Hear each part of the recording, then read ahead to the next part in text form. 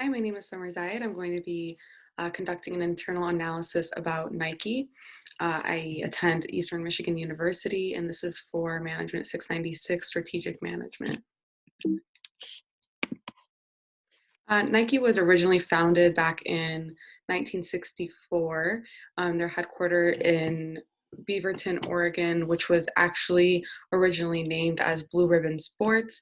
Nike designs, develops, and sells sports-inspired products, including shoes, clothing, and athleisure, athletic accessories, and sporting equipment.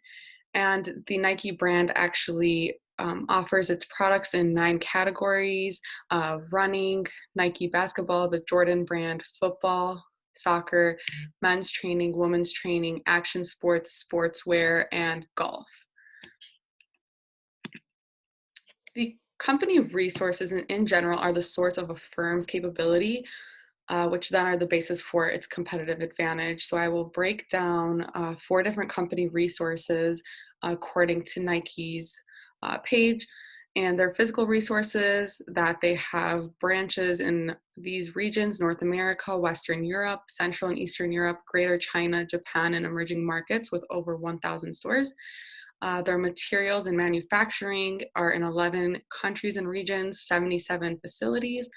Their finished goods are actually produced in 41 countries and regions and 523 factories that they have to choose from. And they employ well over 1 million workers in the factories alone. The human resource management teams are actually based in each region to provide a lean framework to where they can look at the region, look at what they need for that specific area, and be able to provide a good workspace for that entire area. And the human resource management team really wants to be inclusive and promote diversity. And they did make the top 100 places to work back in 2018, placing at 52 out of 100, as comparison to Adidas in the same year, placed well below at around 80 out of the 100. And they represent the LGBTQ community and provide pay equity in a 1-to-1 ratio for women and underrepresented groups in the US. As an organization, they have smaller product teams based by the region, which take into account the climate and the sports popularity in that region in order to create their products and marketing. They then report to their product management team, which then works up to the region department team for that specific product. And as far as financially, Nike is valuable and has a strength with their finances. Their book value share is 5.89 in comparison to the industry average at 1.08, making Nike stock more valuable than the industry players, which Nike also makes up 36% of the market share in the industry, compared to the other 2 big players in the industry, which are Adidas and Puma, which combined their revenue actually is less than Nike's 36%. The return on investment for Nike in the past 10 years, based on their financial history, in 2010 went from 20.7% to 42.7%, ending in 2019. So they doubled, more than doubled their return on investments, or return on equity, I'm sorry. Nike's supply chain is an important aspect to look at, which they strategically plan through their supply chain in order to create a quality product at a good price point, which creates value for the consumers. Whether it's an athlete or a child's wear or equipment for a sports team, they are able to meet different types of markets based on the needs. And working upstream, you have the contract supplier, which to Nike, and then the distributor, the retailer, to the customer. And through the customer, there are many different channels to get to the customer. So they have the storefronts, the retail, they have factory factory stores, which are the outlets, and they also have their e-commerce, which excludes the middleman.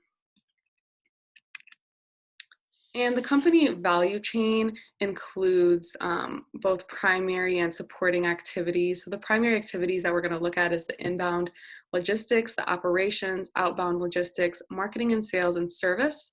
And then the supporting activities for Nike also would be the infrastructure, HR management, technology development, and procurement, making value in their supply chain. So overall, the infrastructure, there are well over 1,000 retail stores globally, and in the different markets that I named before, all over the world. And they are able to have those factories, like I said, in different areas, giving them an advantage in their supply chain, being able to work with different suppliers. HR management works on developing teams that would be inclusive and promote diversity within Nike itself, working in different regions, which then are able to work on human resource development, investing back into their employees and having trainings for them. And this also means providing a good workspace culture, which in return would retain employees, reducing costs overall for Nike. Their technology development is an important one for Nike, as they spend a lot of money in research and development for their products, and each product takes about 30,000 to 40,000 reviews and alterations in their product before actually reaching the consumer. And this is with fine details that are altered throughout the process.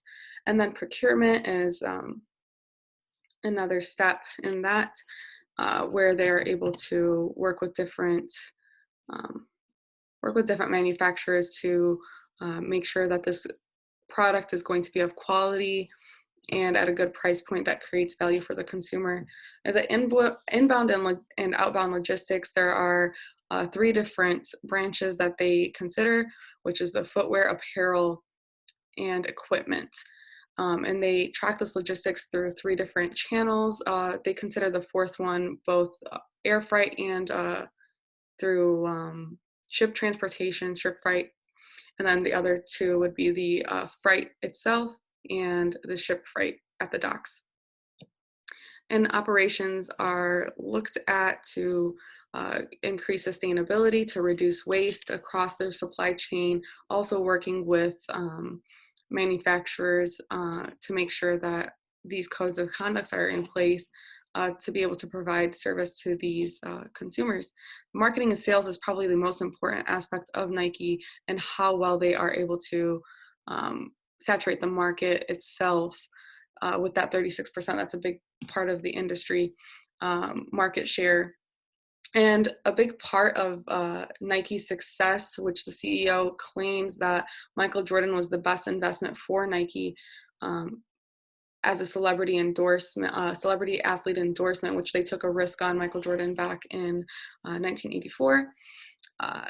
And that is how most of their marketing is aimed towards, using these celebrity athletes based on different regions and sports popularity, depending on the region again, to market to these consumers.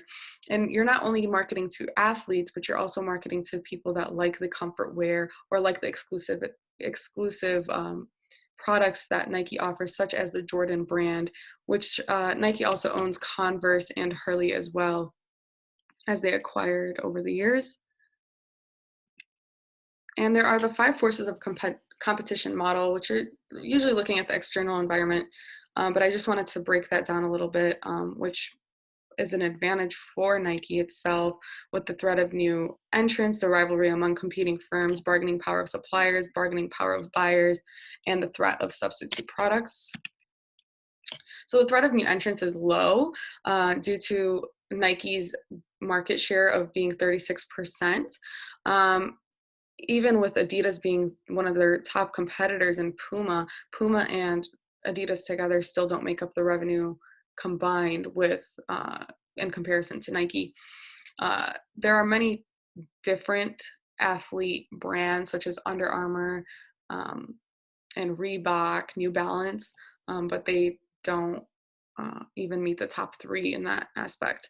The rivalry among competitors, like I just said, Nike leads through the industry. The threat of substitute products is high because there's many industry players offering the same or similar products at maybe lower price points or with higher quality. So consumers have the ability to choose between those. The bargaining power of buyers will then be high due to the high threat of substitute products for lower cost, better quality, and design. Although Nike is prides themselves in their creativity and innovation of their designs, like I said, with the 30,000 to 40,000 changes to each individual product before it actually reaches the consumer. And the bargaining power of the suppliers is low because Nike actually has a great deal of power over the suppliers and manufacturers because there are so many to choose from that are able to create their products for them at the same quality or cost point. So many manufacturers need to meet their code of conducts and different regulations that Nike sets in place to be sustainable and be a socially responsible organization. And their competitive advantage would be their resources, capabilities, and core competencies, which are the foundation of building competitive advantage. And Nike's specifically competitive advantage is their e-commerce with their fulfillment, excluding the middleman. And this is through their e-commerce online, where they use their website to fulfill their products straight to the straight to the consumer, which reduces that middleman, which is the retail stores or any kind of storefront that is a supplier for or seller for retail seller for Nike. They have a social responsibility, which they meet standards, and the manufacturers are meant to uphold these code of conduct and standards to be able to produce for Nike after many consumers were against put these big companies under scrutiny due to forced labor in these lower income countries where these factories are producing their products. So Nike then took that as a point to create a code of conduct to make sure that these manufacturers are following labor initiatives that they have in place and not forcing their employees to work overtime, which they're downward trending to reduce overtime to 0%. They're around 2.4% right now. And their sustainability is to reduce the waste and use recyclable materials for all of their products across the supply chain.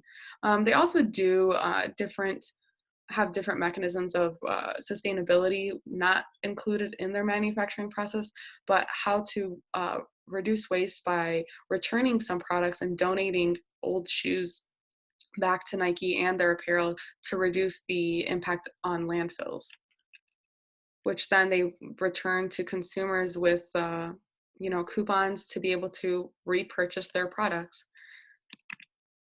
And this is the logo development over the years. It started as the Blue Ribbon Sports back in 1964, and you see the development of the logo, which is becoming more minimalistic, I think, as consumers like these smaller logos and try to minimize that. And the Nike swoosh logo itself is a sustainable competitive advantage because nobody can copy this. It's well known worldwide, globally, and also with their Just Do It slogan used in all of their advertising and marketing and on a lot of their apparel as well. There are 4 criteria of sustainable competitive advantage outlined by Hoskisson, which is valuable capabilities, rare capabilities, and costly to imitate capabilities and non-substitutable capabilities. So in order to be a sustainable competitive advantage for a company, they need to meet all 4 of those. And Nike was able to meet that with their swoosh logo and Just Do It slogan, which is known globally, like I said. They were able to use the athlete sponsorships and endorsements, taking a risk on Michael Jordan, which created its own Jordan brand over the years, has exclusive branding and release dates, limiting supply, making that those apparel and shoes more valuable over time. And then they emphasize a lot in our advertising and marketing, using a lot of their research and development to create products that will reduce athletic and injury, not only for comfort, but to reduce their injury, to keep players on the fields longer. Um, and that's through also, they were able to patent a lot of their technology for their air development for their shoes, making their shoes light, especially in certain aspects of sports such as track, where that's important. You want to have light clothing and shoes, which increases their agility as athletes. Nike also uses their social networks to look at trends that are going on. This is through Twitter, Facebook, Instagram, any kind of social networking where they have a specific team looking at any kind of trends or social issues. And they also try to come up with statements that would place Nike at an advantage to the industry, other industry players. And they use these social networks to look at trends, whether it's negative or positive, and work with that to push their stance on issues, and to always give back to their communities, which specifically in Detroit, they opened the Detroit Nike store in downtown, and they specifically hire employees from the Detroit area to give back to their communities, and to be inclusive of that region of employees. And that is it. Thank you.